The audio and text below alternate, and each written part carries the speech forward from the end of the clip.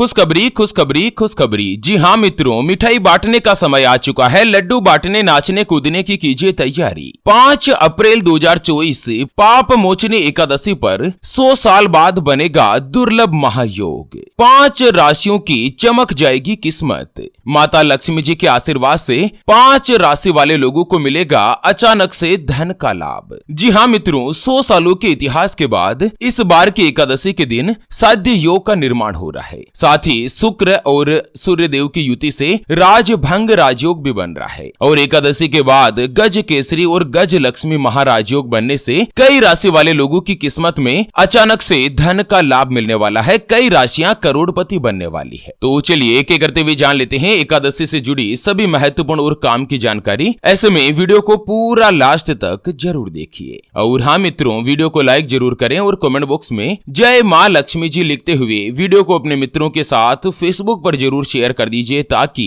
काम की जानकारी का जो अपडेट है ना वो सभी व्यक्तियों तक पहुंच सके। ओम नमः शिवाय, जय श्री कृष्णा, जय महालक्ष्मी नमः। मित्रों, साल में कुल 24 एकादशियां होती है और उनमें से पाप मोचनी एकादशी के बाद नवरात्रि की शुरुआत हो जाती है और हिंदू नववर्ष भी शुरू होता है। इस बार एकादशी के बाद कई ऐसे महायोग बनने से माता लक्ष्मी जी और भगवान विष्णु जी की विशेष रूप से कृपा होने वाली है। तो चलिए एक एक करते हुए जान लेते हैं पाप मोचनी एकादशी के बाद सबसे पहली जो भाग्यशाली राशि बनेगी उसके बारे में। उससे पहले आपको एक महत्वपूर्ण बात बताना चाहूंगा कि हिंदू सनातन धर्म में गाय यानी कि गौ माता में 33 कोटि देवी देवताओं के साथ ही साक्षात माता लक्ष्मी जी का वास माना गया है। चाहे वेद हो, पुराण हो, ज्योतिष शास्त्र हो या फिर भागवत गीता, सभी जगहों पर गौ माता की पूजा करने का विधान है। अक्सर जब भी हम घर से बाहर जाते और देखते हैं ना कि यही गौ माता सड़क पर इधर उधर घूमती रहती है, भटकती रहती है और कई बार किसी बड़े वाहन की चपेट में आकर दुर्घटना का शिकार हो जाती है और मारी जाती है। इसके अलावा कई बार गौ माता खाने की तलाश में इधर उधर जाती है, कभी किसी मकान के बाहर तो कभी किसी दुकान के बाहर। कोई भला आदमी होता है, खाने के लिए कुछ दे देता है तो कई बार लोग इनको मारकर दुत्कार कर भगा देते हैं। बेचारी बेजुबान है, किसी से कोई शिकायत नहीं करती। जब पेट में भूख बढ़ जाती है और खाने के लिए कुछ नहीं मिलता ना तो सड़क पर इनको जो कुछ भी नजर आता है, जैसे प्लास्टिक, थैलियां, जूते, चप्पल, कपड़े, पॉलीथीन, पत्तल धोने, डिस्पोजल, तो ये उनको खा लेती है और धीरे धीरे ये सभी इनके पेट में जमा हो जाता है। कुछ ही समय पश्चात गौ माता का पेट खराब होकर बड़ी ही बेरहमी के साथ तड़प तड़प कर मारी जाती है। मित्रों, जब भी मैं ये दृश्य देखता हूँ ना मेरा मन बहुत ही ज्यादा दुखी होने लगता है। हमारी टीम ज्योतिषवाणी के द्वारा इस बार एक महासंकल्प लिया गया है कि 5 अप्रैल यानी कि पाप मोचनी एकादशी के दिन एक हरे चारे का ट्रैक्टर मंगाया जाएगा और उसे जगह जगह घुमाकर जहाँ कहीं भी गौ माता का झुंड इकट्ठा रहता है ना वहां पर ट्रैक्टर को घुमा घुमा कर गौ माता को हरा चारा खिलाया जाएगा, उनको भरपेट भोजन कराया जाएगा। कम से कम एक साल में एक दिन तो ऐसा हो जिस दिन कोई भी गौ माता भूखी नहीं रहे। और मित्रों, हमारे इस महासंकल्प को पूरा करने के लिए हमें आपके सहयोग की आवश्यकता है। तो अभी जो आप ये स्क्रीन पर QR देख पा रहे हैं ना, श्री हरि ज्योतिष के नाम से, इस पर आप अपने श्रद्धा अनुसार गौ माता के हरे चारे के लिए 11, 21, 51, 101, 501 या 1100 रुपए जो भी मित्रों आप आर्थिक सहयोग करना चाहो या गौ माता के हरे चारे के लिए दान करना चाहो वो आप इस QR के ऊपर जरूर कीजिए। सच्चे हृदय और पवित्र मन के साथ किया गया दान किसी भी 1, 2, 5, 10 या 50 गौ माता को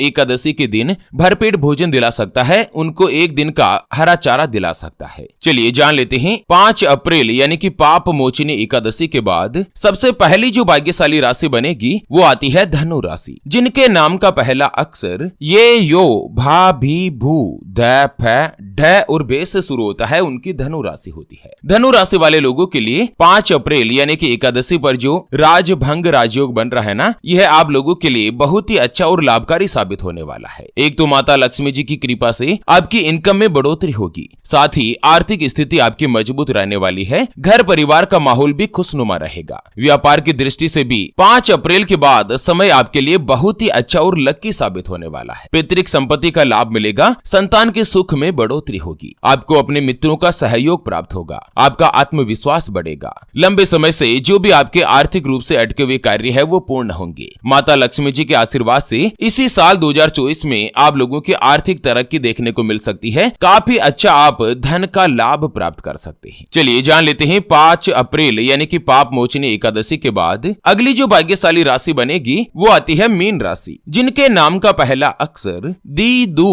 थ, ज, दे, दो, चा और चे से शुरू होता है, उनकी मीन राशि होती है। मीन राशि वाले लोगों के लिए इस एकादशी पर जो स्वार्थ सिद्धि राजयोग का निर्माण हो रहा है ना, यह आपको आपको सभी कार्य में सफलता दिलाएगा। माता लक्ष्मी जी के आशीर्वाद से अप्रैल के बाद समय काफी अच्छा और लाभदायक होगा। व्यापार में आपको बड़ा मुनाफा मिलेगा। धन प्राप्ति के, धन आगमन के नए नए योग बनेंगे और आपके खर्चे कुछ कम रहेंगे, उसकी तुलना में इनकम में बढ़ोतरी होगी। स्वास्थ्य भी आपका अच्छा रहेगा। संतान से जुड़ा कोई भी आपको शुभ समाचार मिल सकता है, गुड न्यूज प्राप्त हो सकती है। पाप मोचनी एकादशी के बाद कार्य के सिलसिले में आपके यात्राओं के योग बनेंगे। जो व्यक्ति स्वयं का व्यापार करते हैं उनको व्यापार में दिन दुगुनी रात चौगुनी गति के साथ तरक्की मिलेगी। तो वहीं नौकरी पेशा लोगों को भी ऑफिस में प्रमोशन का प्रस्ताव प्राप्त हो सकता है। जीवन साथी के साथ आपका सहयोग रहेगा। मानसिक तनाव कम होगा और हर जगह से आपका मन प्रसन्न होगा। आर्थिक स्थिति में सुधार रहेगा। चलिए जान लेते हैं एकादशी के बाद अगली जो भाग्यशाली राशि बनेगी उसके बारे में। उससे पहले आपको एक महत्वपूर्ण बात बताना चाहूंगा कि जिंदगी में आप कई ऐसे लोगों से मिले होंगे जो कि बहुत ही ज्यादा मेहनत करते हैं। तो वहीं कुछ लोग आपको ऐसे भी मिले होंगे जो बहुत कम मेहनत करने के बावजूद भी बहुत ही आगे तक पहुंच जाते हैं। वहीं कुछ आपको ऐसे लोगों से भी मिले होंगे जो कि पूरी उम्र भर मेहनत करते ही रहते हैं, लेकिन आखिर वो हासिल नहीं कर पाते जिनके वो हकदार होते हैं, यानी कि जीवन उनका गरीबी में ही निकल जाता। मित्रों, यह ग्रहों का खेल नहीं तो और क्या है। और इसी के समाधान के लिए हमारे गुरुजी आप तक लेकर आए हैं आपके अपने जीवन के बारे में व्यक्तिगत यानी कि पर्सनलाइज्ड कुंडली, जिससे आप घर बैठे यह पता लगा सकेंगे कि आपके नवग्रह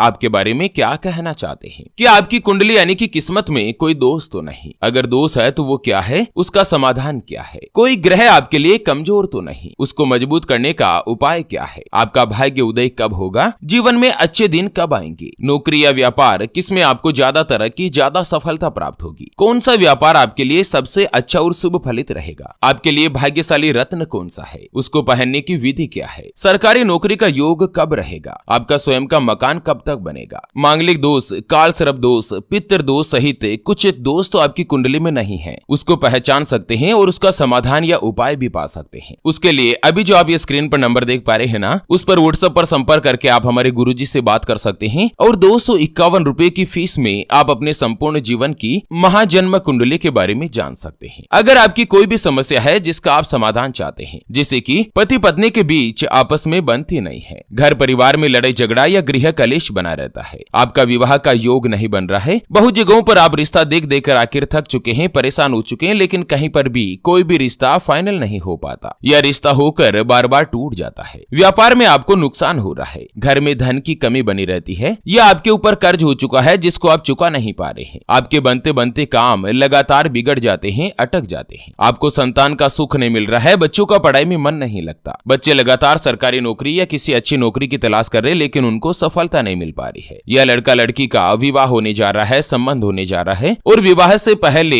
आप दोनों का कुंडली मिलान करवाना चाहते हैं, अष्टकूट रीति से गुण मिलान करवाना चाहते हैं। अगर कुछ भी समस्या है तो स्क्रीन पर दिए गए नंबर पर व्हाट्सएप पर संपर्क करके आप हमारे गुरुजी से बात कर सकते हैं और 251 रुपए की छोटी सी नाममात्र की फीस में आप अपने संपूर्ण जीवन की महाजन्म कुंडली के बारे में जान सकते हैं। चलिए 5 अप्रैल यानी कि पाप मोचनी एकादशी के बाद अगली जो भाग्यशाली राशि बनेगी वो आती है सिंह राशि, जिनके नाम का पहला अक्षर मा मी मो में मो टा टी टू और टे से शुरू होता है, उनकी सिंह राशि होती है। एकादशी के बाद सिंह राशि वाले लोगों के जीवन में जो आर्थिक रूप से कष्ट चल रहा था वो दूर हो सकता है। आपको अपने पिता से पूर्ण रूप से साथ मिलेगा और किसी भी मित्र या खास जन के सहयोग से नौकरी के अवसर मिल सकते हैं। घर में धन में बढ़ोतरी होगी, इनकम की संभावना बढ़ रही है। परिवार के साथ आप किसी भी धार्मिक स्थान की यात्राओं पर जा सकते हैं और वो यात्राएं भी आपके लिए सुखद रहेगी। धन की इनकम बढ़ेगी। वैवाहिक जीवन में अगर कोई भी दिक्कत आ रही है, पति पत्नी के बीच कोई अनबन चल रही है तो वो भी दूर होगी। समाज में आपका मान सम्मान बढ़ेगा। एकादशी के बाद घर में